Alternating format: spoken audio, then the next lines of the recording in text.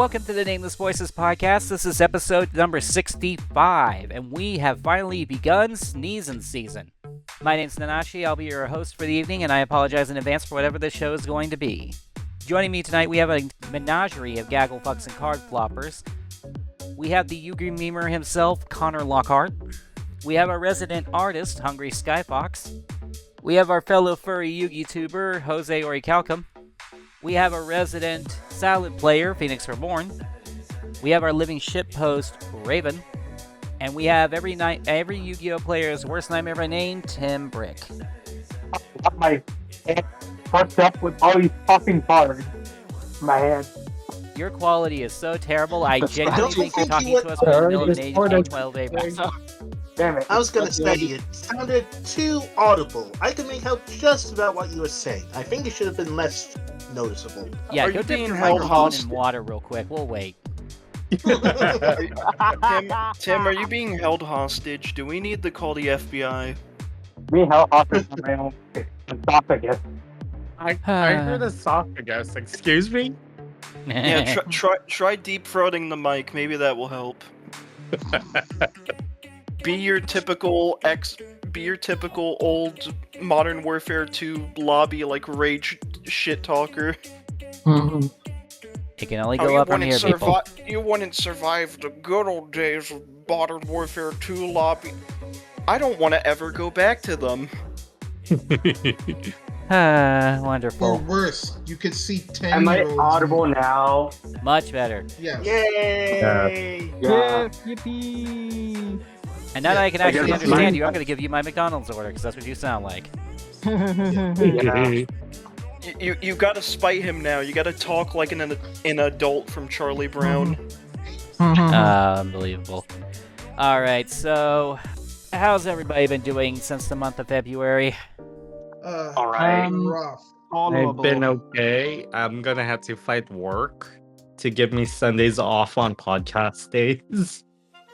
I missed last month's podcast because I misscheduled, and this month I felt happier because of a brand new species of Spinosaurus being found. Oh, neat. Hey, nice. Oh, It's called Spinosaurus mirabilis. It's got a sick-ass horn on the back of its head. Oh, Ooh, that actually sounds so cool. Oh, yeah. Actually, let From me a find dino it. fan to another. That's top. Yeah, I Send me can't. an image of this. I need to. This sounds too fire for me to not make a image of a Zord for I the can't. Power Rangers tabletop. I can't wait for Konami to take such a cool design and turn it into a level 3 vanilla monster that's weaker than Little D. Don't Here it is. don't get Ooh, that's nice. don't give That's me like great adult idea. trauma. I Yeah. already have plenty. That is cool beyond imagination. I will be making a Zord design for this. That is what we like to call a Unisaurus. Anyway, Yeah? Vels, we did it again. We survived Singles Awareness Day in February too. Wonderful. Yeah, that's what I'm calling Wasn't Friday Valentine's the Day from now 13th? on. This month too. I think it was.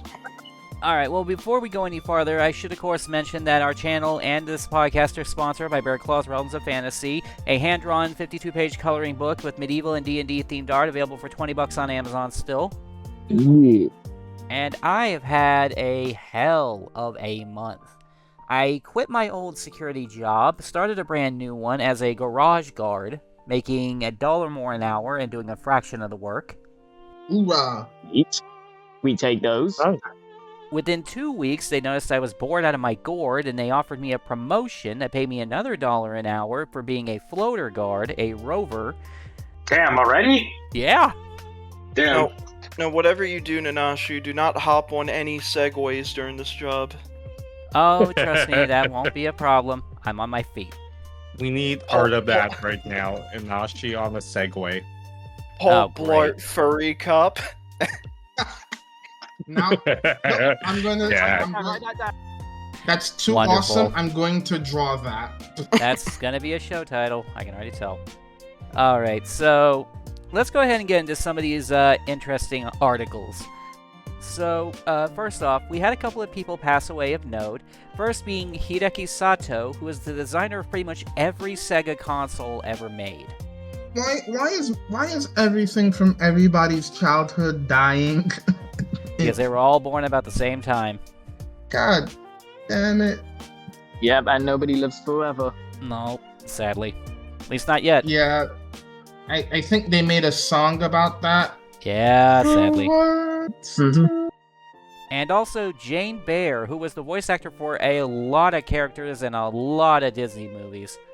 Godspeed. Yeah. Let's go ahead and move into some gaming news real quick, because there's a lot to talk about, including one that I added in here personally. Somebody hacked a Super Mario 64 game copy and made it so that it can now play co-op between an N64 and a PS2. Yeah, That's fucking kinda- what? Crazy. That's kind of Did fire.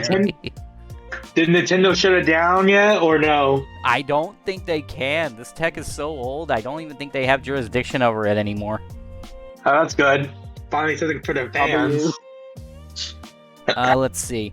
I don't know if you guys are familiar with the anime Metabots, but they just released a TCG and an online emulator. Oh, finally something for them. Finally something for the Metabot fans. They go already. I grew up with Metabots, and there actually was a TCG game back in the day that nobody played. So I'm wondering if it plays the same. Sounds like Again, that's Digimon's first card game.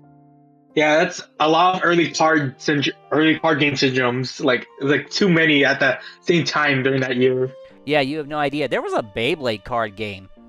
I beg Wasn't your there pardon? also a Neopets I- card game? I'm not kidding. Beyblade had a card game. I actually played it. Well, now I've seen everything. There was also a Zatch Bell card game. Okay, that I That can I believe. remember. That had an interesting concept because Yeah, the Zatch Bell you card game was basically kind of interesting. flip your Yeah. book and you use spells on On one the per individual page. pages, yeah. And then every time you took damage, you flipped a page, and if you reached the end of your book first, you lost. Yeah, Now, It that was an actually interesting interesting. concept. That kind of reminds me of Vanguard in that Well, sense. Yeah, a little bit. Now, I know you guys have heard about the new video game High Guard, and it's shutting down next week.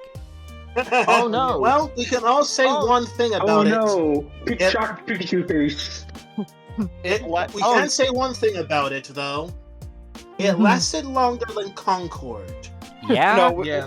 on we- that topic, we can say two things actually. It not only lasted like a week or two more longer than Concord, it also was a free game, unlike Concord. Didn't Hard last like a month though? So it lasted like more, like five, Concord four I thought times Concord longer. lasted like 2 weeks, I thought. So Maybe. here's Concord No, lasted the 2 weeks. I funny think this thing lasted is- 2 months. no. The funny thing is, it did better than Concord. And that's not a high bar. No, It's not a it's high bar though. I want to point out too. Me and my friends who like saw it via the Game Awards, we wanted to give it like a fair shot because from like the trailer and the introduction, it looked fun. Then the game came out, and it's like we've been hearing and seeing like the individual gameplay and whatnot. So not only was it a 3v3 type of game in a big ass environment, which already spells disaster, but only one character among the roster was actually playable, good. The gunplay sucked ass. And then there was the optimization issues. On the highest of settings, on a really good PC, you would still stutter and the frame rates would constantly drop. Someone compared this with Marvel Rivals, which takes up a lot of your, like, graphics stuff. They're like, I can Yeah. run this game easily on the highest of settings, and High Guard, I gotta play it on the lowest of settings just to be able to do anything. I mean, you know what they say. You can't spell High Guardian Spice without High Guard. Not Oh. wrong. I was going to say, from what I heard, in terms of fun factor, I think people would have rather done a 24-hour constant rewatch of Blackbird 2018. Oh. Oh, my soul. I would not wish that upon my worst enemy. Fuck off. No. And you know what's I think that crazier, violates right? the Geneva Convention. There was a review I saw on Highguard, and they deadass were like, well, I can finally say something in defense of Borderlands 4. Your optimization isn't this shitty. Well, now there is one random thing I want to tack on to the end of this gaming news. You guys have heard me go on about Meow Wolf and its products like Omega Mart and such in the past. They just released a tabletop role-playing game. What? That's crazy. Yeah, it's called crazy. Tavers, and it's on pre-order. It plays and looks a lot like D&D, but there's not a gigantic board. The way I understand it is that players are referred to as a Taver. They are people who are looking for what's called the source, which is the origin of all creativity. And everyone adds something to it and collabs a story world, which I think is fascinating. Interesting. Don't give us that power. Don't you dare. Well, of course we all know where it's going to go. Nowhere good, but it's hilarious. My guy, you ever do this session and invite me along, I'm gonna turn everything into Quickville. I hope you're ready. I will keep that in mind. No, I will bring my character Vera, and she will turn everything into a Lady Gaga music video. I will solve every problem with a monkey wrench. No, a pipe wrench. Sonichu's true weakness, a monkey wrench. During the brief period I was part of the Red vs. Blue fan server, I played a character on the Red team who literally did everything with a pipe wrench. Worked out, used gigantic pipe wrenches. Made breakfast, used a pipe wrench to make every individual food item. Any problems? Okay, given the nature of Red vs. Blue, why does that actually sound like something the official team would do for a character? Exactly. Yeah, it sounds like Cabooses' character. Yeah, I've seen Caboose and I've seen Sarge. You don't need. If you told me that was a real character, I'd believe you. All right, so let's go ahead and move into some. I don't know. Let's move into some internet news. We all know what's been going on with Discord and how it's getting better yet worse. Mostly worse. Discord's verification bullshit got delayed by a few months, which is good news for us, but we also found out that Persona, the third-party vendor they were using, got hacked and exposed, which means that everything regarding that idea was complete bullshit. Yep. Well, Yeah. Rule number 1 of the internet, as it's been displayed since the very beginning: never show your facial ID to anyone, regardless of who they claim to be. Which is why, at this moment in time, I am letting everyone know that my wife, Alice, whom you've all clearly become very familiar with, is working on a myriad of alternative services. She is working on an alternative for our reactive imaging. She is working on an alternative for Discord. She's working on an alternative for YouTube. And she is making sure that everything that she makes is open source. Oh, thank God. wow. Bless I can't wait Alice. for the big companies to drown her out in 2 months. Here's the thing. It doesn't matter. Anybody who can create an alternative that people can use and want to use means that it has a market. She's not even asking for money for this. She's doing it because she despises massive corporations that just soak up money for being the only ones with this option. And the best part is she's not the only one doing this. There are other people and other companies doing the exact same thing. In fact, if the Discord alternative is not what we're looking for, we also have platforms like Stoat, which used to be called Revolt. We also have Matrix. We also have a new platform that just came out called Fluxer. There's plenty of alternatives. But because we've become so ingrained with Discord, we don't want to change. But we need to. Because otherwise they're just going to keep taking advantage of us. Yeah. Preach. Yeah. So at some point, we have to draw a line in the sand, and I think Alice's alternative options might be the perfect place to start. But we'll get back to that later. And that's fine, Ori, we'll keep you informed. Let's switch over to another platform that we all collectively despise, YouTube. you now have to pay for YouTube lyrics, and they disabled comments from ad blocker users. Say what? Yeah. Yeah, so like, Not surprised. Like, has everyone lost their collective fucking mind? Listen, when money speaks, Yeah. people just become fucking stupid. I don't know what else to tell Exactly. you, Chief. Exactly. yeah. Again, this is why we're looking into alternatives for that as well.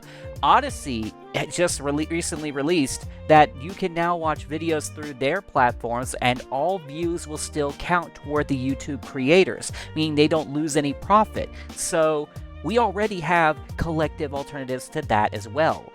Hold up, you brought up YouTube lyrics. That's probably gonna sound like a dumb question given the name of it. That's tied to YouTube Music, correct? Correct. Well, fellas, I don't know why you'd be dumb enough to buy your music, but I guess we're in this hellhole, to which I have to say, you are a pirate. Use that I can literally give you fucking apps that take the YouTube YPK sources and, download it onto your phone so you can just have it. MP4, MP3, whatever. Same That's what I here. use for my Captain music. Captain K. Rool and Rotten Beer to the rescue. Absolutely.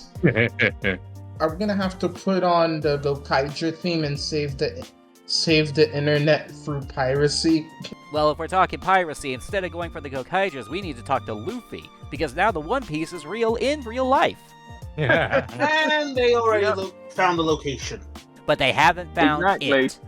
Well, yeah, Yeah. they haven't found it yet, but Until they find internet's it. got internet. Until they find it, we have no way of knowing for sure.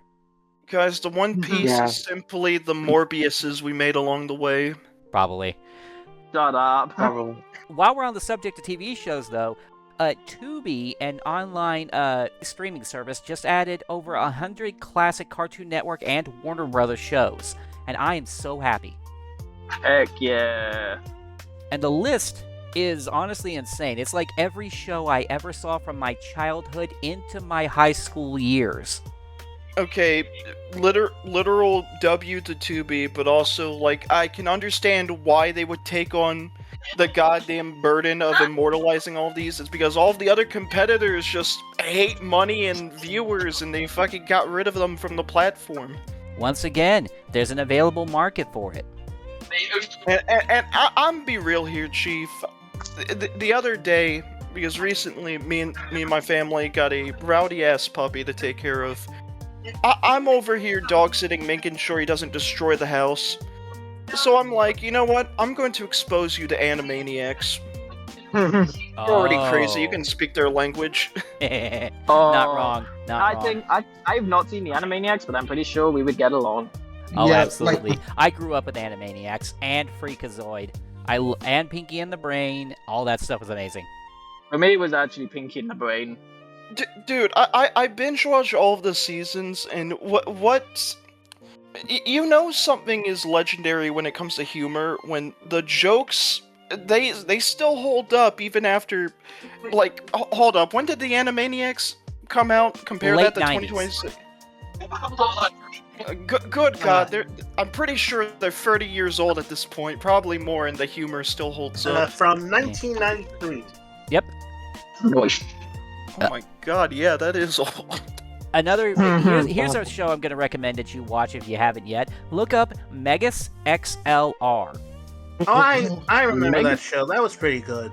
My Six childhood big nightmare. giant robots. Oh, I don't recall that one. No, I The don't. think I have. legendary truth of this world. Basically, Ori, the show is basically what happens when you give a fucking gamer nerd a giant mech that's also a car. Sort of. Oh boy. Yeah, it's amazing. The show itself only had 2 seasons, and it got written off as a tax failure, so we will never see new episodes of it, but the 2 seasons we got are legendary. It is fucking hysterical. I used an entire episode of this show to make a 14-part mini-series on my YouTube channel and YouTube Oh, the Shorts crawler called lore Crawler. bit. Yeah. Oh. Yeah, I changed it. One of the enemies was called Regis, which literally acts just like Crawler. Yeah, I remember that from Clowny Knight's videos. Yeah. It's episode number 3 of season 1. If you ever get the chance to look up Megas XLR, you will die laughing. I'm trying to recall, was Megas XLR put on Tubi beside the other think like it stuff? was. I might need to check now, but I have the entire show downloaded in AI upscale. Anyway, because scrolling through the list, I'm pretty sure this other like nostalgia classic was there before like the update. But anyone remember Jackie Chan Adventures? Yes. Yes, I do. That was that was so fun. That was amazing. You know what? On the subject of AI, actually, we do have a couple of things to talk about regarding AI, and one of them's kind of silly, the other one's hilarious. AI was recently used in a massive 55-country FortiGate hack attack against Amazon, I believe it was. Interesting. Last Kingdom, 7 Kings Must Die, 2023. Yeah. And it was recently confirmed that AI-generated images are not eligible for copyright because they require a human creator. Now this is the part where you go ahead, back and laugh. Ready, Yeah. Dude, Boy. you said AI-esque attack on Amazon, and I'm like thinking, I'm remembering the time someone hacked one of the like cyber dogs that they have. Oh yeah. And it was they hacked it, and it was just going up to random people and calling them slurs and other curse words. Amazing. Now I hear you mention AI and Amazon, and my 2 IQ brain immediately thinks War of the Worlds with Ice Cube. Of course. Don't you dare. Don't. So, there's some interesting things that came out recently in terms of entertainment, though, while we're on the subject of entertaining shit. Knights of Guinevere got fully greenlit to be a fully fledged show. Nice. That's brilliant. The Amazing Digital Circus has a new manga coming out, and their next episode is releasing later this month. Yep, this one. Spider Noir got a trailer, which looks good. I mean, Nicolas Cage is reprising his role. It has to be good. Oh yeah, no. This is coming from someone who has not yet seen the Spider-Verse movies, and I really need to You're fix that. missing out. You do. They're worth it. I know. Let's see. A bit of sad news, though. The Loud House and Smiling Friends appear to both be ending. Oh yeah. I For didn't Smiling know. Friends, I actually know precisely why it's ending. It's because the creators of the show are deciding to ending it whilst it's still good, Yes.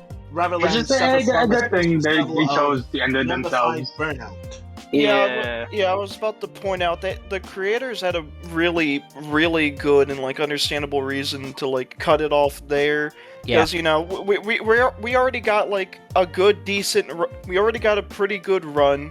We don't need to milk it to death like what Family Guy and The Simpsons and even Rick and Morty are doing. Yeah. Like some shows, as sad as it is, you Also just have to. SpongeBob. You just have. Yeah, don't even get me started on SpongeBob. Yeah, Dude, let's not. Season 1 through 3 SpongeBob would beat the fuck out of modern SpongeBob. Of course Yeah. it would. No, because I'm a big believer in all things must end. I love Big Mouth, and I knew that Big Mouth went too long. My condolences. Yes. Let's see. The Helldivers movie got confirmed that it's getting Jason Momoa, which, he's kind of in everything right now. Not bad, not bad. Jason Momoa is basically the male version of McKenna Grace, and I will not elaborate. They confirmed for Sonic 4 that Kristen Bell is going to be voicing Amy Rose. Interesting choice. I can yeah. get that. It works. Yeah, I mean, she voiced Anna in Frozen, so I actually Do kind of see you that want to work. say the hedgehog? Yep. This is my private No. domicile, and I will not be harassed. No, Again. Connor, you're singing the song wrong. You see, this is Lullaby for Shadow. Do you want to shoot a little girl? Oh my god. Oh, no. Oh I my thought god. something No, would dude. look me nuts. Do you want to shoot a toddler? And there's also the matter of the Toy Story 5 trailer. You know No. what? Considering the low standards we have ever since Toy Story 4 dumped its way into modern day, Toy Story 5 actually seems to look pretty good. Yeah, it looks interesting. I am going to say I am cautiously optimistic for it because on one hand it seems like Disney's somewhat getting their shit together. I mean, look at how well Zootopia 2 did, and they have an actual premise to work with, even if the fourth movie was kind of meh. But then it comes to like the personal issue of like, dude, it should have all been wrapped up at 3. Yeah, probably. You cannot hit us with that sad as fuck ending and then be like, okay, so anyway. Yeah. Exactly, yeah. I have one more thing I want to bring up, and it might be the single greatest line of text you will ever see or hear someone read. I need to take a breath because I'm not going to be able to get through this without laughing. Bad Dragon and Cult of the Lamb were in a bidding war over the butt-birth mechanical rhino from Ace Ventura: When Nature Calls. Yeah. Well, I almost spit out my coffee. Bad Dragon never changed. First, it was that goddamn court trial we brought up. Anal birth rhino anymore. It is now the Bad Dragon Booty Warrior. Oh my god. What? Excuse me. This is all real. This is real, people. Yeah. What is I've never reality? seen a line that absolutely insane ever since Sonic High School's infamous Rouge screamed sex noises and SBO messed around with her boobs and face like she was the X-Men arcade game. Yeah, I might have just lost my Twitch channel. Yeah. So we watched a video of someone going over. We watched a video of someone going over Sonic High School, that fucked up fanfic. Oh and god. You read the contents. There's a lot of similarities to this and fucking Chris Chan's writing because the dude is also extremely like non-subtly racist. Yeah, let's not get into that. Chris Chan is so deep and unending, it could triplicate the original Bible. Yeah. Besides, one thing that almost hurt my soul, and I've seen Son of the Mask. You poor sod. Okay. So let's go ahead and start moving into the actual topic segments. First off, since Zivith couldn't be here to do wrestling, we got Raven, who is clearly backlogged on Lorcana. What do you got for us, buddy? There has been a lot with. I'll try to keep it brief because, Winter Spell released, so I'm only going to go over, the noteworthy stuff from it. And then we did get a few things revealed from Wilds Unknown, which is the next set, and where Pixar enters the scene. And oh boy, we got some stuff leaked for that that's looking really funny. So, Winter Spell stuff, we got a lot of good, stupid stuff to work with.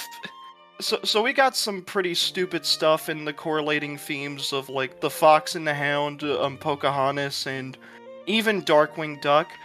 Main funny stuff for Pocahontas. Primarily one card of note, but we got from Pocahontas. Hello. It's Sex Master Dinosaur. Got it. Oh, great! Another show title. Anyways, please continue. Yeah. So I put them in a bundle here because these get really dumb, but this is just the tip of the iceberg. So, from Pocahontas, we got Grandmother Willow, who, once during your turn, you could just reduce the cost of a character. So, play her turn 2, and every card just gets reduced by 1 at least once per turn. In an aggro deck, this is really explosive. This is already seeing meta play. Literally day 1 of its release. That's fucking amazing, honestly. Then for the Fox and the Hound stuff that's noteworthy, we got Small Copper, who's just turn 1 gives you hand knowledge. That's always fun, balanced even. And then Big Todd, he's got Evasive, he's a 6/6 stat line, and the Impressive Leaps ability, which allows him to ready himself. Up to twice your turn, he can ready himself if he's the target of an action or an item's ability. So, depending on the deck you're playing, you can literally quest for 6 in a turn, or go full-on all-out attack sequence with barely any consequences. Close enough. Welcome back, Tenpai. He's also being hyped up for meta play because there's a lot of good evasive support, and oh my god. Then we Welcome got back, Hoodiemon. Good. But then we got the song card for the theme, Education or Elimination. You choose one effect, you draw a card, and you can either pick removal or you draw a card, a character of yours gets an extra lore counter, and they gain the ability to not be attacked by anything without evasive. Yeah, the entirety of Fox and the Hound is making everything fucking evasive, because why not? That is kind of the point You know, of the I show, dread the day the when movie. they include. I dread the day when they include the song "Goodbye Doesn't Last Forever." You know the one. Don't remind me. Oh, it's going to end up like Lorcana's version of Magic the Gathering's Farewell, isn't it? And then we got the location card for them, Game Preserve. While there's a character with evasive here, this location also gains that keyword ability. Oh, good. Now granted, locations that gain this ability are not unique. They were introduced, funnily enough, in Jafar's boss deck in that raid boss set for Reign of Jafar. Really a goddamn hassle to deal with, but hey, we needed upgrades to the bosses. When you say stuff starts getting other people's names, I get reminded of Neo Nectar, and then I'm reminded of little girls beating the crap out of you because they all have the same name and can one-shot you to death. There is one last noteworthy card, but not because it's good or bad, but primarily what the community had to say about it. Widow Tweed. You play this character, if you can return a card from your discard to hand. If it's Todd, you basically summon him for free. The community got together and was like, why is this bitch not a fucking villain character? Do you remember what she did? She adopted a stray animal and gave it a home and a loving family until the day that it was able to live on its own. You banded Todd, fuck her. She had to, it was a wild animal. Skill issue. Hey, you try raising a wild animal yourself and tell me how easy it is. Alice and I both know what that's like. Skill issue! Anyway.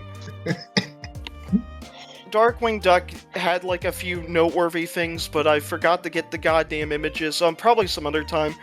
But the Lilo and Stitch TV show, on the other hand, got a whole good fucking god. Doesn't surprise me. So we got a bunch of new Lilos. Lilo Snow Artist, if you have Stitch in play, she gets an extra lore counter. Lilo bundled up. The first instance she would take damage, it's just all nullified. Pudge is just Cyber Dragon if you control Lilo. You know, really fair and balanced in an aggro deck. No, Goddamn, we got Lorcana cards for the Lilo and Stitch show before GTA 6. I mean, are you that surprised at this point? I do like that Pudge is treated as a deity because of the funny bit. Yeah, so what you're telling me is Lilo and Stitch is just doing Gold Ballad and bullshit go! Sort of. Did she go to the school of Blonde Ezo? Probably. But yeah, the aggro theme gets a lot more prevalent when you see Dr. Hamsterville and Jumba, because they both have similar effects of reducing their costs, but for different methods. Hamsterville, if you have aliens in your discard, he reduces his costs. Jumba, if he reduces his cost for every character in your field. Jumba heals, and Hamsterville basically prevents a thing from attacking. But Ohana means family, however. Why do I feel like this is the most broken card?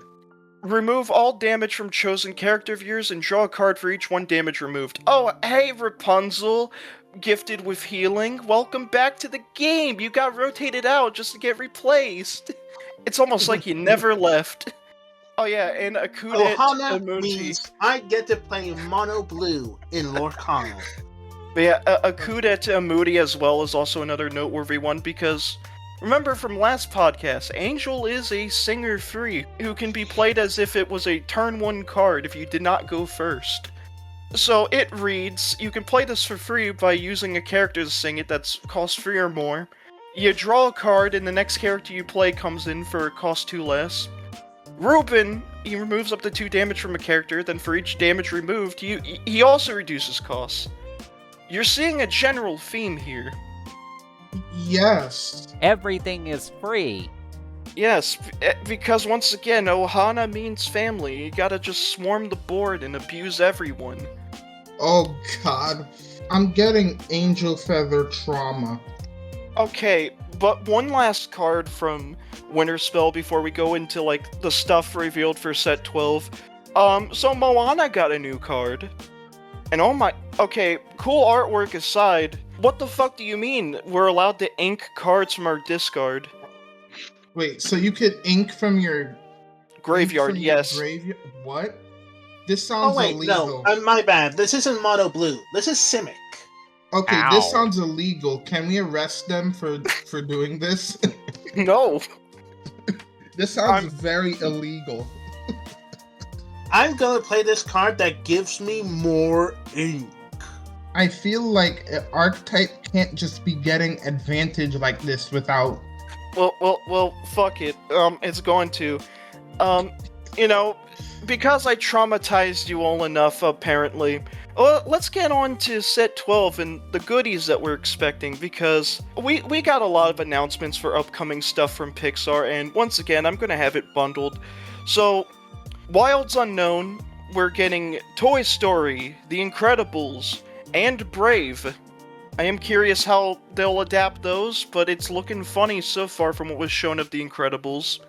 And then for set 13, we're getting Monsters Inc. and Up added to the game, as well as Turning Red, which was showcased years ago, but nice to have actual confirmation again. Then set 14, one not a lot of people expected, we're getting Coco on the scene. I'm curious how they're going to adapt that. I'm going to be incredibly disappointed in the Turning Red set, mainly because it does not mention 9/11. Wonderful. Dude, as far as Toy Story went theme-wise, people were like, if we do not have a card called Andy's Coming or Andy's Here, and that just shuts off gameplay for an entire turn, for both players' turns, then we are rioting. No. Oh god. What I want to see for Coco is Mill 3 to Ink 3. You poor bastard, I don't think you want that. Let's go Granblue bullshit go. And I can take these announcements and segue into something that Ravensburger has decided to dip their toes in. So, Winter Spell, we did not have 2 starter decks that coincided with them like we typically would with these sets. But Wilds Unknown is changing that format. We are going to be getting a 2-player starter set. Oh. Toy Story and The Incredibles. And so far from the batch, we've had Elastigirl, Jack, and Buzz Lightyear revealed. And they're also looking very funny. Buzz, whenever you pay 2 or less to play a non-character, you get to draw a card and discard a card. And whenever you pay 2 or less to play a character, you deal 1 damage to chosen opposing damage character. I only can wonder what kind of can of worms we're about to open. Then you get into the Incredibles cards, and it's like, oh boy. So, Mrs. Incredible, at the start of your turn, you may choose 1 ability for her. She either gets an extra lore counter, or she gains evasive. Pretty understandable. And then Jack, at the start of your turn, you may put the top card of your deck into your discard, and Jack will basically gain 3 unique abilities depending on what the card type was. Because, every power in the world, why not? He becomes a 6/4 if it's a character card. Action or item, he can quest for free. And if it's a location, he's just straight up removal. No, because... Again, why not? Wait, is there stuff that lets you stack the deck I feel like Jack can be broken. I feel like we may be seeing stuff with that gimmick. But before I wrap up, there's two last things that I can easily, go through. First one being, we got an update on how Japan is going to approach rotation. They're not going to do rotation until set 17, and throughout those sets, the Japanese player base over there is actually going to get movie-themed starter decks to work with and play with. What? Well, the themed starter deck thing may get integrated over here in fucking English-speaking land, but yeah, Japan has its head screwed on tight there. But yeah, there's the basic timetable and schedule for them. And then lastly, very late to announce, but in October, we're getting something new as far as Illuminaire quest sets go, the raid boss stuff. Because they're taking a sort of D&D approach. This is wonderful. Illuminaire's Quest, The Great Honey Rescue. A co-op tabletop adventure in the 100-acre woods where you have to battle the villain to free Piglet before he dies. How fun. But, yeah, basically, it's unique. I am curious how this is going to play out because they're combining tabletop with your typical card game, so... I feel like that feels legit cool. Them coming together as one, tabletop and TCG. Okay, I'm being real here, Chief. I'm looking at this cover art and it's like... No one asked for the cast of Winnie the Pooh to be turned into D&D archetypes, but we're not complaining. There's a thing in My Little Pony that says that's just D&D archetypes. Don't ask how I know that. Good. But yeah, that is... But that is, double checking real quick, make sure I didn't miss anything, and I actually didn't, for once, oh, thank fuck. But yeah, that was basically the gist. I wish I had more funny card reveals, but I think what we got from set 11 served that purpose well enough. Alright, Nanashi, what's next on the roster? Next up on the roster would be Digimon, but Ori needs a little more time, so we're going to go ahead and tap on the Pokemon. If I recall correctly, there's been some interesting Pokemon developments. Well, obviously, the anniversary just passed. We got the starters. We haven't seen the legendary, surprisingly. They did that for Gen 9. But my main concern is that they announced champions recently for competitive. And the reason that's big is because you can basically make Pokemon in it. You don't have to do breeding. You don't have to do IV training, none of that. It's as easy as it gets. It's basically Showdown but on console. Really big. Now what would be hyper pay to win? They also revealed the abilities for the Mega Starters, and they are maybe not Chestnut, but the other two are garbage. Greninja keeps Protean, and Delphox gets Levitate. Yeah, Okay. It's the nerfed version of Protean. The reason why Levitate is bad is because so it got Levitate, it got Expanding Force recently, which, as anyone who's watched VGC knows, it is the best psychic move out there when psychic terrain's up. But if you have Levitate, you're not touching the ground, meaning you're not affected by the terrain, so you can't get the boost. Meaning it stays its pathetic version of it being just a single target move with 80 damage. So a worse psychic. Yeah, no, they definitely did that on purpose because they gave her 167 special attack. I think that was on purpose because there's no other way to keep that Pokemon balanced. I don't think that Delphox will be bad in doubles. I mean, it won't be able to do the double target with psychic terrain, but it still will do pretty fine. Ooh, who joined? Hail, friends. I hope I'm not too late. Howdy. Hello. Howdy. But yeah, as I was saying, I understand what you mean. We're still talking Go about ahead. a high special attack, high special defense, high speed monster. So it could serve a different niche to what Delphox have. But you don't know who got the worst of it though? Chestnut. Who? Oh dear. I'll be honest, yes, in the sense that it's just a stat stick buff that he got. So I can understand he's got a stronger body press, that's it. But you could just get that with an assault vest. or like Well, Mhm. here's a something to make it worse. citrus berry or any item. Literally any I was item hoping damages you them. would. Life orb damages Mega Chestnut. I was hoping you'd I want say to make it seem Mega. even worse. So yeah. Bulletproof protects you from Pollen Puff. Isn't Yes, fighting type Bulletproof resistant also to protects you bug? from Shadow Ball. It is. They both resist each other. They are the only two types that do that. I'm pretty sure Mega Chestnut reason is why- fighting. No, it So still is. that- It keeps its typing. It's just a stat increase. That's all it is. I So don't know why, bulletproof- but they decided, oh, let's just up his stats. Like he didn't really need that. So- What he needed was like a different ability. Logically, He's already Mhm. good enough with isn't Black really Forest. that good with Pollen Puff specifically.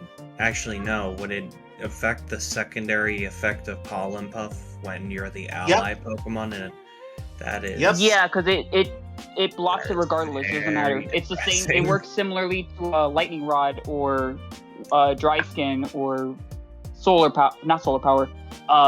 Rain Dish. Like it works basically like whenever that's hitting it, it gets whatever the buff is. In this case, it's just immunity.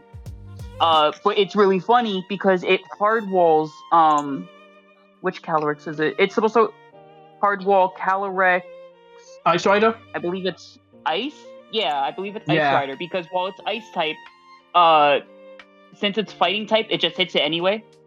And then when it comes to it ignores Shadow Ball. No, excuse me, not I think the Calyrex. Ice and Fluttermane. Psychic type. Fluttermane, the other demon. I'm pretty sure that might depend on if you're running Dazzling Gleam or not. Yes, because if you Another run consideration Moonblast, is, you're immune because of bulletproof. But if you run Dazzling Gleam, you're fine. The problem with that is you can just run a Terra type for that. Which you shouldn't have to. Your argument shouldn't be, oh, I can just Terra out of it, because that's the argument for every Pokemon for the weakness. But in the case of Chestnut, it's like valuable enough that it's there. It's basically a baby Rillaboom. It's there to like hit people with defense stat, buff itself with grassy terrain, and leave, and that's it. And also hard wall, one of the strongest demons in the game, because it ignores Shadow Ball, it tears out Fairy, and then anything else it hits it with doesn't matter. Also Koraidon for some reason, which is really weird for anyone who knows, because it's one of the very few Pokemon, and when I say few, I mean like there's literally only 2 of them that can hit you with Volt Switch and actually kill you. Crazy. That was crazy. Yeah, keep in mind that moves like 40 base power. It's not supposed to kill. But Greninja kept Protean. We already know why that's bad. They nerfed it recently. Bulletproof, I already mentioned how good it is. I just want to explain a little more about Levitate. I feel like I glossed over it. The reason why it's bad is that, like I said, you have to touch the ground to use Expanding Force to get the full power of it. Because when it's touching, when you use it in Psychic Terrain, it hits both targets, the power goes up to 120, and the damage is cut not by 50% like it should be, but by 75%. So instead of it doing 60 to each Pokemon, it's doing 90. You're basically hitting Shadow Ball on both targets with Psychic type. At least Delphox probably has just in general better stats, so that there's a possible niche for it. I'm pretty sure Mega Mountain Base Mega Delphox? Victory Balance. No, Mega. Oh, no, it's got the stats to back it up. It's got better special stats than freaking Rayquaza Mega, but like, what's the point in having no stats? You can't do anything with it. It's the same thing with Rampardos. He's got 143 attack, but yet he can't, 163 attack, and he can't do anything with it because he's too slow and too frail with a rock typing on top of it. I have a counter. If anything, he needs a Mega. Well, Devil's Advocate, it also has Yeah, access to a move that shuts down healing. And it's now immune to Earthquake. If I may weigh in, Oh, you mean there, Psychic Noise? Fair. I have a physical Thunderous set. It is specifically Yachi Berry Bulka. I Respect the hell out of that. It's either Yachi Berry, Citrus Berry, or frankly just whatever I decide at the time. It's Thunder Punch, and then frankly whatever cover moves plus bulk up. With the amount of speed that you get, and the fact that Prankster immediately allows you to bulk up, you can actually tank a couple of physical moves and get the drop on people, because they'll fully expect you to be special, and then you reveal your physical, and by the time they try to bring something in that matters, you're most likely going to one-shot it, because most of the Pokemon that can one-shot we're on the physical side. That's so funny Is- because I'm there a gonna let you on a little non-physical secret. I have my fair share of Memons too. Everyone knows the classic of Porygon Z with Last Resort and Protect. What's funny is With I forget. adaptability, by the way. What's funny is I forget if it gets Supercell Slam. I'm pretty sure Thunder is in Gen 9.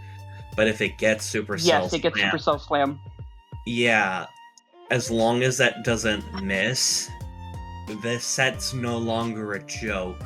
It's actually even more viable than ever. The only thing is, unfortunately, I don't believe it gets a reliable flying physical move, which doesn't necessarily matter. No, it technically gets acrobatics, but at that point, you've got to run like a seed set. Because berries are kind of unreliable if you don't run into your weakness or you won't have to heal. Pokepia is the highest selling Pokemon game of all time, funnily enough. And it's competing with the original trilogy. And also, the Galarian or the Kanto birds are being put in Unite. Too little, too late, as 90% of the fan base has jumped ship already. Apparently. Yeah. Nice. Doesn't surprise me. I was wondering when Pokemon Unite was going to be brought up, and I have just the perfect meme. Oh boy. Okay. Ignore the Gatorade one. That's not the one. Don't worry about it. I don't care God, if it was. It's it's so funny. Yeah. I read this one. I read this one. No. Not even close. You're exceptionally disappointing. You served 0 purpose. I was going to point out as well, aside from that meme, there was also the fact that I heard as well that I think was also posted in like the video games channel. Pokopia was doing super well. That Nintendo was, I believe, considering replacing Game Freak with that dev team. Oh Yeah, Koei Tecmo. To be fair, that's on Nintendo's part though. So they're blaming them for their own fault. They're stepping in the crap and then blaming the dog for pooping there instead of looking. Yeah. I feel like a good amount of the problem with Pokemon is that as a whole they have been making a good amount of cuts and making very lackluster concepts of games. It's never going to be the development team if the team as a whole doesn't get the amount of money in order to fully the team get the money and the amount of time to actually realize creativity. I was gonna say it's more about the time than the money, but go on. We already took way too long with Pokemon. It's like a human creator versus an AI. Sure, you can get a crap ton of stuff from an AI, but for the most part, they will be just concepts in comparison to a real person who will take a considerable amount of time for every singular piece that they make. But you can sure as shit understand that they are going to make a good piece per. Game Freak has been on very low budgets for a good amount of their games. Metaphor was a good game by them. It's just the time is all. Nintendo doesn't know how to wait. I will say though, regardless of any of that, until the EULA changes that you actually own your system and you own your games, I'm not interested in the Switch 2s. I have morals to stand on. Fair enough. I know that. Amen. And they want to stand on them too, apparently. I will say, I know with Steam that you don't own your games, but at least you can download them and play a crap ton of them offline. Can't really say the same with a good amount of games in recent. I just want to say it's been a hell of a time since I've been on this and a name change, but I'm glad to finally participate one more time, at the very least. I have. If Saturday starts becoming the day for people to stream, I might actually be able to pop in every so often. Which is perfect, because that's when we're planning on doing this from now on due to my new work schedule. Yeah. So let's go ahead and keep the ball rolling. We don't want this show to drag on too long. Some of us have plans this evening. So next up on the list, since we had to skip him temporarily, would be the Digimon segment. What do you got for us, Ori? Alright, thank you very much. And we've got a few stuff to go over. So, starting things off, Digimon Storytime Strangers will be getting its third lot of DLC, which will include 5 new Digimon. Well, I say quote-unquote new, because They're all X-antibody variants. We'll be getting Omnimon X, Gallantmon X, Ulforce Vegemon X, Magnamon X, and Jessmon X. I'm not sure if this will be coming when it will come out later this month, if it hasn't already, but yeah. When But Digimon X? No. Anyway, I believe Digimon Liberator is nearing its endgame. We just had the final battle with Shoto Kazuma and Unchained, so we might be entering the endgame now. So we're entering the endgame, if not gone past it. That brings us into the card game. EX11 Dawn of Liberator is now out. I got myself 2 boxes. I pulled two copies of Vortex Dramon, one of the set secret rares, so yippee. Nice. When it comes to reveals, we've got quite a few new cards to go over. Mainly from AD01 Digimon Generation. We've got a new Trio Tamer for JP, Koji, and Koichi, new Beowulfmon, new Aldermon, and new Lord Nightmon and Dinosaur to represent Digimon Frontiers. And yeah, it doesn't really surprise me to see that Lord Nightmon seems to be also more tailor-made for Lucemon, which, interesting choice. We've got a new Pale Dramon to go with, of course, Daiken deck and Hero deck, interestingly enough. A new War Growlmon and a new Gallantmon to go along with, of course, his own deck. We're getting a new Siriusmon, which, oh boy, yeah, this new Siriusmon can really put in some work. Because, for those who don't know, Gammamon is all about tucking in multiple sources of different Gammamon cards. And this guy really helps out a ton by absorbing them from handled trash. He's just really powerful, like, holy cow. And then we're getting a new Ace evolution, Gaiamon Ace, for the Atmon deck, which is pretty interesting. Time to lose 4 more memory. Yep. And then we got some adventure support. Unfortunately, we've got Dual Tamer for Izzy and Tai, and Matt and TK, both of which meant to represent for Children's War Game. Got a new Blitz Greymon and new Crescarurumon, obviously for Adventure and more relating to Adventure 2020. Of course, we got a new War Greymon and Metal Garurumon from our War Game. And the second secret rare, the second newest secret rare of Digimon, the Digimon generation, of course, is Omnimon, to the surprise of nobody. But yeah, he's still pretty decent, I will say, all things considered. We do also have a new card, especially for BT25. If I can turn your attention to the newest Duel card, Beeldstarmon with Fly Bullet. And if you look closely at the rarity, you'll notice that it's QR. This is going to be the new rarity for the Digimon card game, the Ultimate Rare, which I believe, by the looks of things, is going to be this game's equivalent of the Ultra Rare, when comparing it to Yu-Gi-Oh! Because I believe the new reveal has it... new news revealed that there's going to be 3 Ultimate Rares in the next main set, so going off of that. On this very day, you can hear the collective orgasm of every single scalper on the planet. Yeah. Wait, they have Anyway. orgasms? I thought that shit was like minuscule, microscopic. I have them. It's when 151 gets brought down to $20 on value. Anyway, we've also got some new promo/tournament cards. More promo store cards. They're going to be for Eri Karin for Poseidamon, Yujin Oroza for Deusmon, Digital Accident Data Tactics Squad, and Glowing Dawn for their respective upcoming starter decks.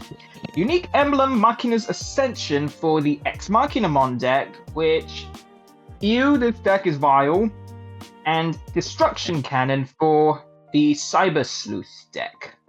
In addition, we have some few additional reveals concerning BT26 and EX11. For the former, we're getting Chronomon Holy Mode, Bloom Lordmon, and a new Ravemon. In addition, they have also revealed that we'll be getting a new Jupitermon in this set, which makes sense given that it'll be based on the finale of Time Strangers. EX12 showed off some new cards for the Shambhala. We've got Erlangmon, Amaterasumon, and a new Siriusmon. So yeah, new Siriusmon support coming out in that set, so well done to the Siriusmon players, you're getting a big fat W. And then we get to the one that I'm dreading the most, EX13 Chivalrous 13, a Royal Knight set. Look, I'm a Royal Knight player, but even I have to take a stance and say, yeah, this is going to get out of hand. This right here is cancer. Yeah, Royal Knights are just meant to be full on control until they just OTK with BT13 Omnimon. I don't have any time to go straight into the voice reprints in AD01 either.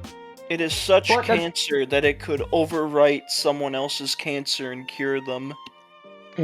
Well, speaking of cancer, that should be clearing up next week because we'll be getting a new ban list on March 15th. And honestly, they need to wipe the slate clean because this meta is just so full of OTK decks, it's ridiculous. Hoodie, Medusa, to name a couple. Oh yeah, the new Iliad deck, especially when used with Marukimon, is kind of crazy. It's just OTK central, and I think they just need to do with OTK decks as well as some other more problematic cards currently in the meta. I think that kind of does. Agility training? Maybe. Anyway, I think that kind of wraps things up with Digimon. I might miss some things, but probably too minute. But oh well. Well, if you happen to remember it, save it for the next one. There's always going to be more shows. Of course, yeah. Back to you. So I'm going to if there's anything I missed with Lorcana or. Of course. Well, next on the list then would be the Cardfight Vanguard segment. We got anything interesting going on there? Oh, actually, yes. We're gonna have the Fighter's Icon deck. Oh boy. They find a way to make certain decks actually legit. They gave Kai a way better mid-game than you would think. And their end game with the new Vortex Dragon now makes it a brand new threat, especially when the new Vortex can just say, I stand 2 things and kill everyone. That's pretty powerful.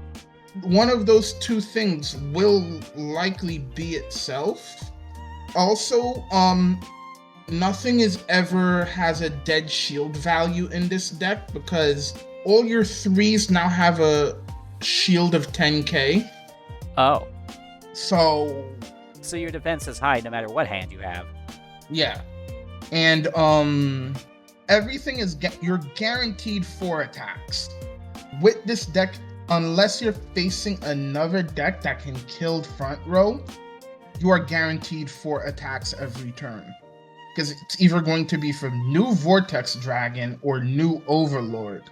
New Overlord and new Vortex Dragon both say the normal ride of this card from a grade 3 with a Kai icon is a Persona ride. Although new Vortex must be ridden over something because its cost is CB1 Soul Blast 8 grade 3 with a Kai icon, i.e. Dragonic Overlord Kai icon. So you then stand a column, you stand a column, and it gets 5k. If you Persona Road, just stand your whole field. You pick another column, stand that column as well. If your Vanguard attacked, and it has a Kai icon, or your opponent's rear guard was killed that turn, it gets 10k power online. Okay, so basically this deck is multi-attack central. Like there is going to be a lot of attacks coming at you, whether from new Overlord or new Vortex Dragon. You have to get ready to get punched in the face a lot, which is kind of weird coming from Kagero, because they said this is going to be like the new multi-attack meta threat because of how much face punching is in this deck. Also, the new Overlord order cracks this deck wide open. Who knew? Having a card that rides Overlord for free with a temporary -1. Notice how I said temporary -1. There's no such thing as permanent minus in this deck. Because mid-game, you're going to attack with new Overlord. Also, this is one of the few decks that doesn't have the Dragveta choice restricted. It's going to get choice restricted with this deck. So you also probably might want to start picking up the Overlord order soon, because that's going to cost you a pretty penny. And but yeah, that's all I got. The new Kai stuff is fire. The Aichi stuff is because you get Soul Saver. That's pretty much it, but that's all I got for now. That's fine. Short but sweet. It's all that matters. All right, so with that in mind, we'll go ahead and move into the Weiss Schwarz segment, because there's not a lot to talk about. They recently revealed a product that I mentioned in the last podcast called Weiss Schwarz Online. It's a purchasable game that lets you play the card game online, and we did get a little bit more information. It's available on Switch and Steam, but it is not supported for crossover at this time. There are two different versions, the Weiss version and the Schwarz version, and you don't need to buy both to play. Each side comes with several different sets of cards that you can play with, and you can buy the other side's decks and add them to your inventory as downloadable DLC. So Pokemon. Yeah, basically. That's where I was going with that. Now, as far as the actual card game, they have officially released the Makin Too Many Losing Heroines pack set as of earlier this month, and they have confirmed that we are getting Blue Archive Volume 2 on July 31st. But other than that, there's not much to talk about there, so we can just go right ahead and jump right into the Yu-Gi-Ohs. Oh, I didn't miss it? No, we always do Yu-Gi-Oh! At the end of the show, remember? Yep. It has been a long time since I've been here, remember? I forgot about that. I'll It's give like you that. fair. It's like the main thing for the podcast. So. Yippee! Yeah, no. We always do the Yu-Gi-Oh! Segment last because it's the biggest segment and it's the one we're all here for. Like I never left. Yup. Let's go ahead and get this out of the way. Genesis Format updated its listing a couple of days ago, and just to go over it, they increased the hits to the Regenesis engine, which is kind of ironic considering the name of the format. They made some nerfs to certain hand traps. They put new additions on side deck techs. They reduced the price on staples and board breakers, and they tapped on a couple of FTK enablers. Mainly the draw spells. Yeah, because I think it was the last 2 weeks. It has been Exodia FTK out the wazoo. Yeah. And they also hit FTK. Gimmick Puppet FTK. Yeah. Gimmick Puppet FTK also got axed. But I still declare I was this surprised shit. It's pointless because what do you mean you're reducing the points for Droll and Lockbird? Yeah, exactly. Yeah. Yeah. Oh, good. I think Actually, go up to like 30. Let's go ahead and get Master Duel knocked out of the way. There's not much to talk about. They released a new ban list that went into effect about a week ago, where they semi-limited Ame no Habakiri no Mitsurugi, and unlimited Snake Eyes Poplar and Pot of Desires. Woo. You see, it's the third Habakiri that gets ya. Yeah. Especially considering that effect is once per duel. Yeah. Just put that fucking thing to 0. I'm sorry. No, I'm Yeah. not.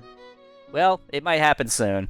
But how are we going to promote the modern deck set if that card is banned, huh? Uh-huh. Just don't put it in. Yeah, we're gonna get to that soon too. Or just Hadaratu it. Genesis was such a promising thing when it first initially was announced, but then it just became another way to play the meta and Yeah. like other newer meta, like somewhat older meta stuff, and it's just like I'm not even gonna bother at that point. There's no point. Let's Yeah. see. They updated the Duel Pass, and the only thing of note is they gave you a Dino Wrestler Pankratops mate, which is cool, I guess. They announced a new event called the Dice Rally Fusion Synchro Link event, which has a couple of special sub-modes, like the Half Time Limit mode, the Mighty mode, which gives you unattainable cards automatically in your hand or field, and Premium Space, which gives you a Royal Finish card. And they also gave you trial decks based on Synchron, Sprite Twin, and Nuve. Not bad. Yeah, not bad. Time Travel 2012 was another event they announced, which, I'm not gonna lie, I remember that era of the game pretty hard.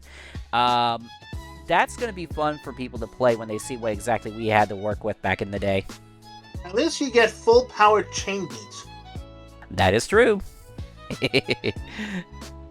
As far as their products are concerned, they had a bundle deal with Radiant Typhoon where you can get 10 of their Drastic Storm packs and exclusive accessories themed around their archetype, which is cool, I guess, but I feel like they're over-promoting Radiant Typhoon at this point. Yes, it feels pushed. Like a plant at that point.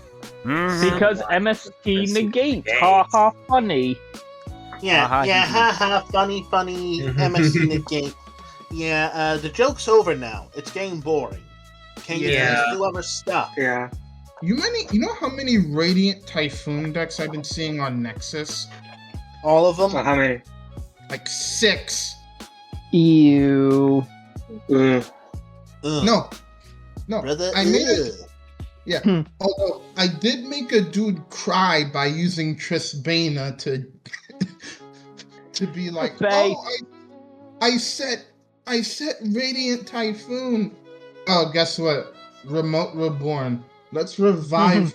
Let's revive your. Oh, you use Topologic Trisbana too? Yes. Oh yeah. Dude, I still have that card from the original set. It's such a funny card when it works. Yeah. Like It's a funny card. It pops up in meta sometimes. Because you know what I've been doing in ABC just to troll Radiant Typhoon? I side in Trisbana. Well, on the subject of Radiant Typhoon, actually, the only new product that they gave us that was of interest was a secret pack Radiant Stone Dragon, which is just the Primite pack, and selection pack Drastic Storm, which appears to be a Boss Monster import pack. And among the cards was like Crimson Blader Assault Mode, Radiant Typhoon Phonics, Goki the Tyrant, Doomsday 12 End, and Jupiter Power Patron. So, cool, I guess. Odd. Well, alright. Yeah, exactly. And then now we can get into the TCG OCG products, because they released a lot of stuff that I honestly neglected to be talking about. They released the Chronicle deck Spirit Charmers, which is cool. I will say for the Spirit Charmer thing, I have not heard good things about it. It was like branded hit hard. It had a lot of good things to say about it. Charmers, a lot of people either felt underwhelmed by it, or there was a fuck ton of factory errors that just made the cards unplayable. Oh yeah. Oh dear. Oh dear. There was a thing I saw where someone was like, okay, so I just bought like $30 worth of like the Charmer thing because I got like 3 copies of them. One of them is completely unplayable because they're missing that like little stamp at the bottom corner that determines if it's a real card or not. Oh dear. No, no. Oh dang. Uh-oh. You have to scalpers, it's what they want. They want cards, right? They never have to be I wasn't expecting much from Charmers. It's Charmers. Imagine getting 2 whole structure decks of support and you still end up being garbage. Yeah. I mean the new Charmer stuff and combine it with like some of the generic like spellcaster stuff we got. I'd say it's been bumped up to Rogue tier a fair bit. It's not I'd completely agree in the with that. gutter. And if we can get the rest of the special fusions for the extra deck, the deck might actually see more play, considering how flexible it'll be. Oh, especially the new Win we saw, who's actually pretty decent removal for them. Mm-hmm. Yeah, I think it's crazy removal when used properly. They also officially released the Burst Protocol pack set, which a lot of us have been excited for. Magnus Insurgents, what the fuck is the funniest thing ever? Among the Yugi decks, Magnet Warrior is the most quote meta one of all of them. That's true. That's funnier. Oh, that's funny. They also confirmed OTS Tournament Pack 30, which has the ultimate rares of Rocket Tracer, Nash Knight, and Typhon, as well as updated text on a reprint of Boss Rush. Yeah, that was long overdue. Yeah. Mesa Muertos is finally out, and we finally got to see the Pumpkin support, which I think is freaking amazing. Yes. The Bones Zone. Mm-hmm. That's a show title. It was so Finally, a zombie deck that doesn't need fucking Zombie World. We can have some goddamn diversity here. Honestly, yeah. For it to be revealed that was an Xyz deck, though, it's funny. Because, like, it's the first ever to be an Xyz deck, because most of the time there'll be a fusion deck. Yeah, I was gonna say, did you know you can mix this with Vanquish Soul? Because Vanquish Soul has a level 6 zombie monster. Good for you. Watch no one my cares. deck showcase on YouTube for more details. Nice. You sellout. Alright, moving on.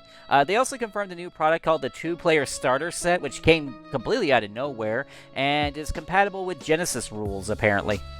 Interesting. Watch it still fail just like the previous The starter introductory deck, the season synchro thing. Yeah, it still fail like the frickin' 2-player beginner set. Yeah, that's what I'm talking about. Now, we were going to get Legendary Modern Decks 2026 next week, but from what I understand, it's been recalled in the EU due to having 4 copies of a card on accident in their production line.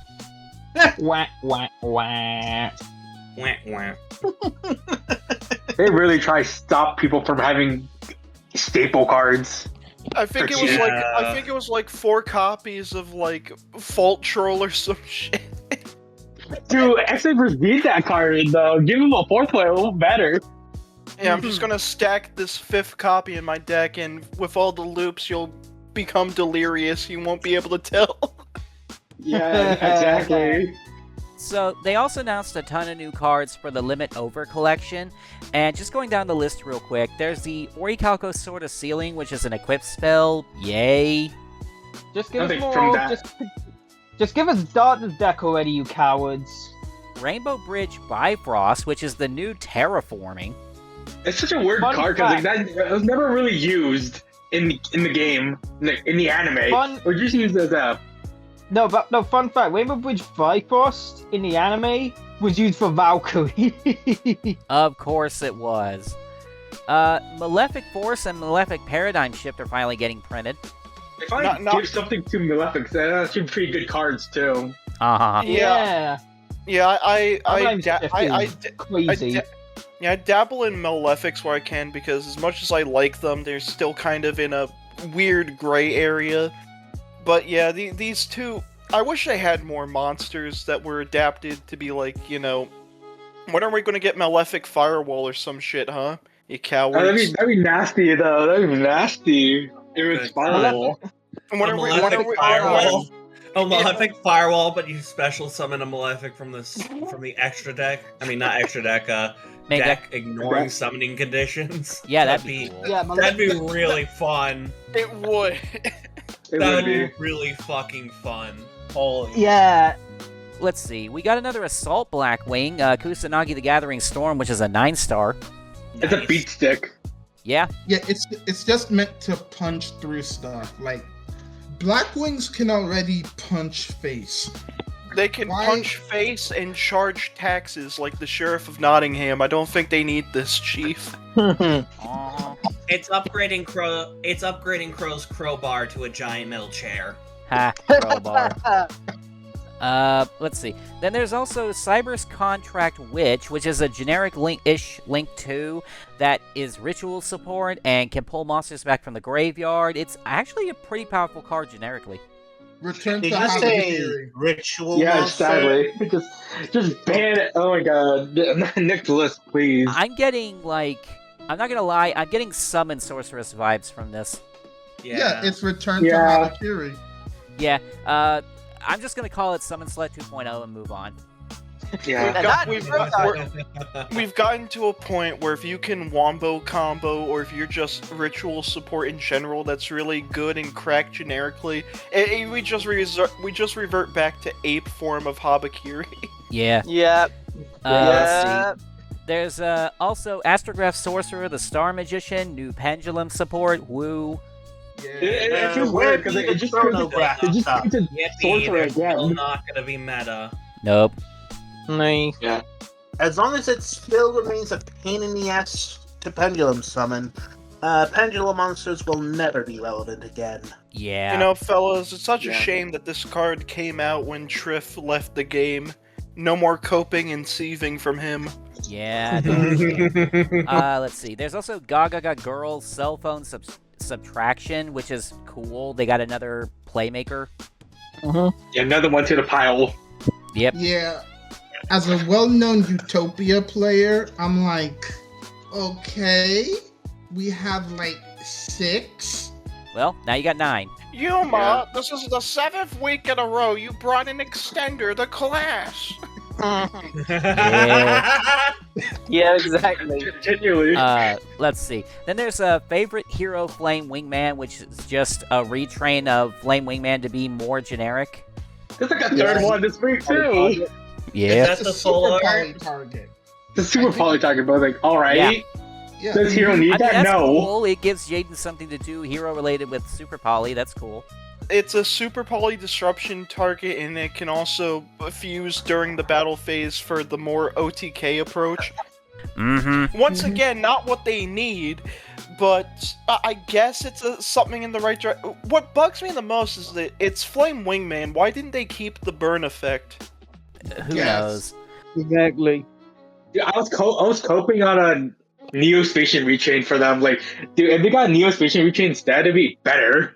You know what was my idea for a Phoenix Enforcer retrain? It's any 2 heroes with the same attribute. You can fuse from your banishment. Oh yeah, that would be. Wow.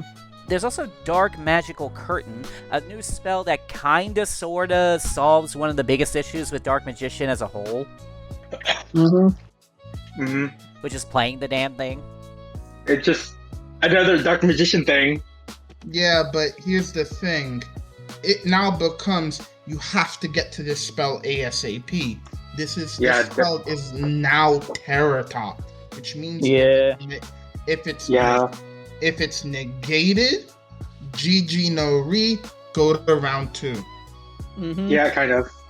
Also, the funny thing about the artwork is that the Dark Magical Curtain has a sort of energy of, I too am in this artwork. Yeah. Yeah. And then the one card that I'm actually kind of upset about, the new trap card Synchro Emergency, which has already been discovered to be a 0-turn kill enabler. Yeah, Yeah, like, that- no! easy. Anyway. Yeah, 0-turn kill. Ooh, we evolved to that. Ooh, I'm scared. And like every single FDK that people get scared of, it'll do diddly dick in the meta. Now, to be clear here, it basically just means that you get to do, like, synchron shenanigans during your opponent's turn. It does the exact same thing that it does on your turn with the whole, Black Feather, Boss Monster, and Feels up. Yeah, you give combo Beals to that your burns them out. Yeah, that. Yeah, Yeah, you it give basically Beals to just your does opponent that on and their use it. turn, but they still have to do like 2 or 3 moves for it to fully take effect, so you can disrupt it pretty easily. But the fact it exists is still concerning. The funny part is it made Steam Synchron. The one card that enables this shot up in price like hell. Of course it did.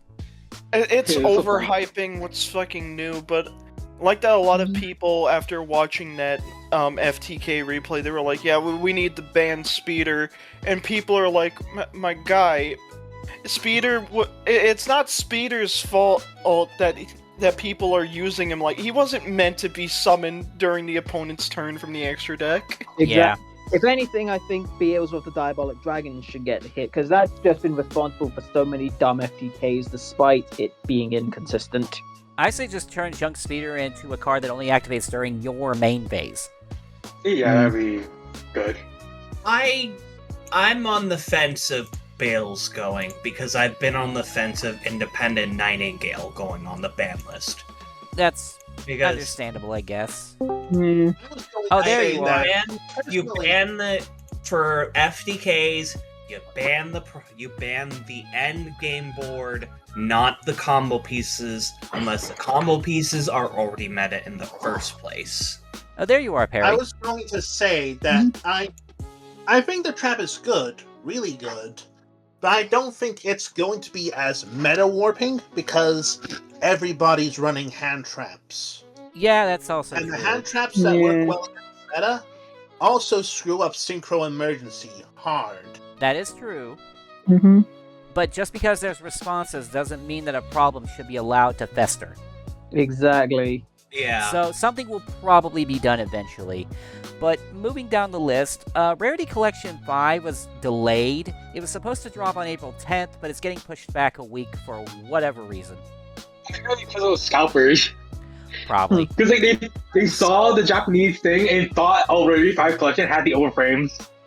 I'm gonna be so sad if the the cards do, because I already know that it's gonna be a little bit of an arm and a leg for the new Deep Eyes card. Yeah. And I really want that for my own Blue Eyes deck. It's the one deck that I'm shelling out a little bit for. As scalpers passing the totally don't have a small dick challenge impossible. Yeah, sure. Mm-hmm. Here. The next V-Jump promo was revealed, which is a card called Full Moon Mirror. And it appears to be some kind of weird, I don't even know how to classify the support. It's a spell card that gets counters every time a monster's destroyed, and then you can remove a certain number to do certain things, like summoning a level 6 or higher Fiend or Fairy from your hand, search a level 10, summon a level 10. It doesn't really make a lot of sense. I don't know what this is for. It's probably it's gonna meant be for you, Bell, I think. It was meant for the dark. Sorry. It was adapted from the anime. It was used by fucking Sartorius' sister with the stupid mirror stuff. But Oh, right, they, I remember that now. But they made it super generic, and as people have discovered quickly, Ubel just got a new toy to play with. Yeah, Yeah, exactly. That makes sense. Yeah, because God forbid, we get load of darkness. Mm-hmm. Let's see. They also announced the new set Chaos Origins not too long ago, but they haven't given us any new cards for it until now. First off, it drops in the OCG on April 26th, which means we'll probably see it July-ish. And they've already revealed, first off, that we're getting new Blackluster Soldier and Magician of Black Chaos retrain archetype. Oh yeah, the Ritual of Chaos stuff. I play tested that on EDO Pro. It was really fun. Yeah, 4 monsters, 2 rituals, 3 spells, and a trap, and they turn magical hats into a spell, which I think is hilarious. Yeah. I felt about That's really funny. You want to know what crazy cards they set? 2 of them were Dark Coffin and Waking the Dragon. Oh, yeah, that's amazing. It's no thanks, I am not attacking. Damn.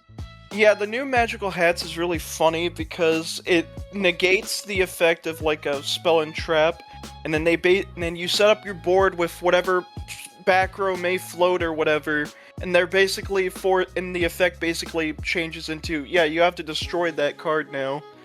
Damn, dirty. That's dirty as hell. Let's see. Then they also confirmed that we're getting more Clown Clan support, which fills in the gaps that we were waiting for, including a new Pendulum, a Link 2, and a Trap. Weird thing about this is the Pendulum is a separate thing. It's rejump too, which is weird. Yeah, that made me scratch my beard. Like, Fellas, I know the answer. He's the least racist of the clown crew. Yeah. Yeah, but it's like so funny because the Clown Crew really sped around having all these summoning mechanics. It's two sets. Yeah, I mean that was kind of the point. They needed to cover all the bases, otherwise it wouldn't be a full ball game. yeah. Oh, no, but one thing I'm kind of worried about. Some crazy mad lad is just going to find a way to summon Zark and Clown. Screw that. They're going to be summoning, what was it again? Tierra, who requires one of each monster card variety somewhere to basically reset the game. Yeah. Wait, hold up. We've seen the evidence. They're not that complex and skilled enough. They're just going to be using these to summon Vanity's Fiend. Well, obviously. But that means that if they do Tierra, they can get into Fiendsmith combo. Or at least they used to be able to. No, but imagine, what if there's a Yu-Gi-Oh player that actually can read? I know it's blasphemy. Look, you all say that until someone starts running Serpentine Princess. Nah. You'd be surprised. Yeah. You'd be surprised. My guy already. Turbo decks solely to turn into Fiendsmith. Yep. Yeah. The level 3 would probably be a Fiendsmith combo. Probably. That's the thing. That's the unfortunate thing. I've seen something like that happen. After all, it is level 3 that Serpentine Princess comes out, so that could be any amount of things. Anyway, I'm gonna teach you all how to read by showing my DDD 1-card combo spreadsheet that's for free because I'm not a goddamn weirdo on Twitter. Oh god, we could talk all day about that. So they announced another new product called Battles of Legend Glorious Gallery that's dropping on June 5th in the TCG, and from what I can see, it's just the import pack for the new Shadal, Teller, Junk, Endymion, and Hero cards. That's nice. Whoop-de-doo. Yeah. And then the last thing I have on the list is that they announced a new product called the Ultimate Tournament Pack 1, which drops on June 17th, and that's about all I know about it. So I'm thinking a massive reprint pack of like every hand trap, every board breaker, every side deck card, stuff that everybody's gonna want. That's my best guess. And that's the end of the Yu-Gi-Oh! Information that I have, and since Mr., by the way, welcome back, finally made it, he can fill us in on the Rush Duel stuff. Well, first off, we got a new set announced. Advanced Pack Union Base. Oh boy. Which is confirmed that I think we're gonna get like the XYZ stuff, which I've never thought would happen. But here we are. I am visibly vibrating from them telling us that I can summon the Megazord in Rush Duel. Pretty much. And it's a lot better because you can do it without ABC stuff. Also, Because you just do have like infinite normal summons. Like I'm pretty sure you just summon XYZ Dragon Cannon turn 1 if that's getting imported. Probably. Was that If it is in the game? Oh, goodness. Yeah. How are unions gonna be ruled? Oh, fuck. Yeah, there will be unions. Anyways, please continue, Ignis. Okay, so we got more support for Sky Saviors, which for those who don't know is a fusion-based quote-unquote archetype that was meta at one point. We have a sort of new but also not really a series of cards with Mad Fiends of Despair, which that got some more support. Wait, that got supported. It got a fusion, a ritual, a new level 8, and obviously, a ritual spell and a normal spell. And the one part everybody's going to be familiar with, we got Charmers got imported. Oh no. Oh boy. Rush Duel has to deal with this. Yes. And at first, I was like, okay, I wonder how they're going to import the flip effects, because we have 0 flip effects in Rush Duels. All the regular Charmers now, the activation requirement is during your main phase that this card was flipped face up, or there's another face up spell caster with 1500 defense on your field. So they made them better. Yeah, they made them better, but also sort of worse, because their effects are now level 8 or lower of their respective attributes, except a maximum monster. Okay, that's I feel like that fair. makes sense. That makes sense. He's more fair. Yeah, Yeah. because Not bad. Yes. Yeah, but also they don't you don't give control of the monster back to your opponent if they leave the field. So if you tribute them, they're still yours, and it's permanent.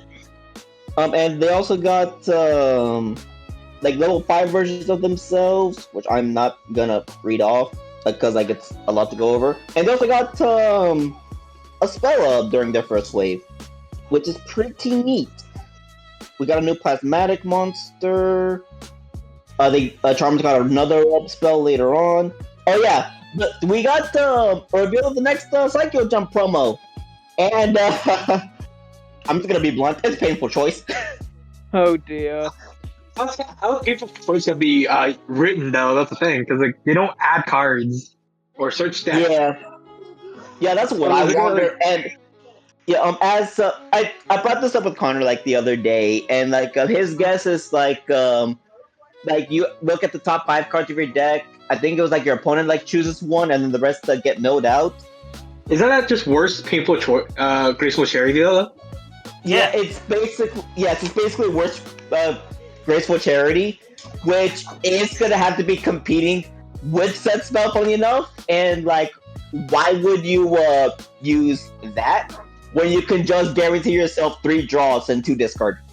Before they, I was gonna say, and before they any adapted legend into the spell most that broken tries- shit. Yeah, any new legend spell has to compete with +1 or draw 3 and send 2 to grave, which in graveyard-centric decks is going to be like an extra 2 cards in hand. In a format Yeah. where you And do if- want to like and get your hand too. 999 times out of 1,000, they lose. Man, Yeah. Graceful Charity is getting unbanned before we get GTA 6. yeah. Yeah. Also, I kind of feel like the only thing that will ever get